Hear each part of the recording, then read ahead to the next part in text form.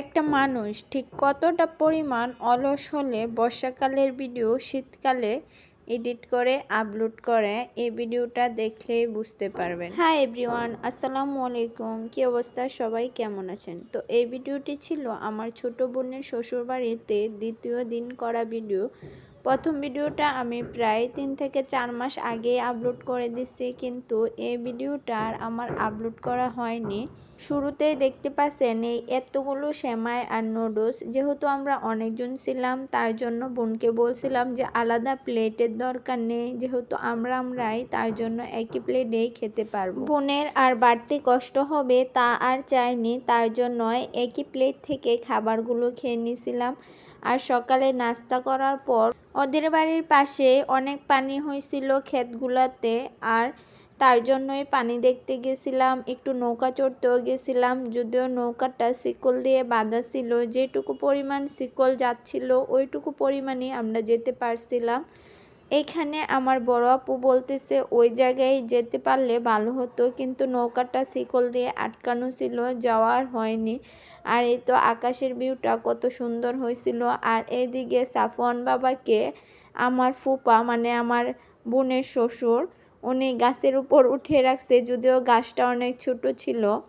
পানি দেখে আসার পর আমি এখানে রেডি হয়ে গেছিলাম অন্য আরেকটা বাড়িতে যাব ঘুরতে, তার জন্য। আর এদিকে আমি বলতেছিলাম যে এটা আমার বোনের ঘর, রুমটা কত সুন্দর করে গুছানো। আর এদিকে সাফওয়ান বাবা হচ্ছে ঘুমাচ্ছে।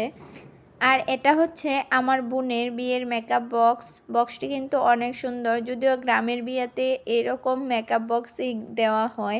মেকআপের এই সুন্দর বক্সটি কিন্তু অনেক কিউট। এটা আমার বোনের জামাই বিদেশ থেকে নিয়ে আসছিল। বোনের বিয়ের তেমন কোনো জিনিসপত্রই দেখানো হয়নি, কয়েক ঘন্টার কথাতেই বোনের বিয়ে হয়ে যায়। বোনের বিয়ে আসলে রাত্রেবেলা হয়েছিল। আর এই মেকআপের জিনিসগুলো কিন্তু অনেক কিউট লাগছিল। এখানে আমি আর সাবামণি বসে দেখছিলাম। বোনের শ্বশুরবাড়ির কাছে আমার আরেকটা ফুপুর বাড়ি, ওই জায়গায় ওনারা নাস্তা দিছিল। আর এইদিকে সাফওয়ান বাবা তো এইগুলা ফেলেই দিচ্ছিল।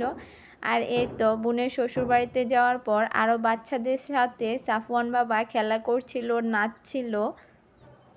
আর সকালবেলা ঘুম থেকে উঠে দেখি এই এত বিলের মাছ বাইয়া কিনে নিয়ে আসছে।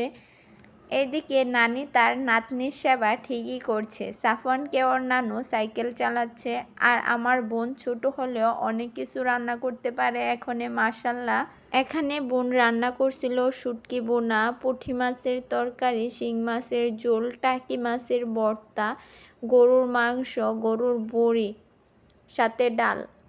এই ভিডিওটি আমার বর্ষাকালে করা, কিন্তু আমি এখন শীতকালে এসে আপলোড দিচ্ছি। দেখেন কি পরিমাণের অলস আমি।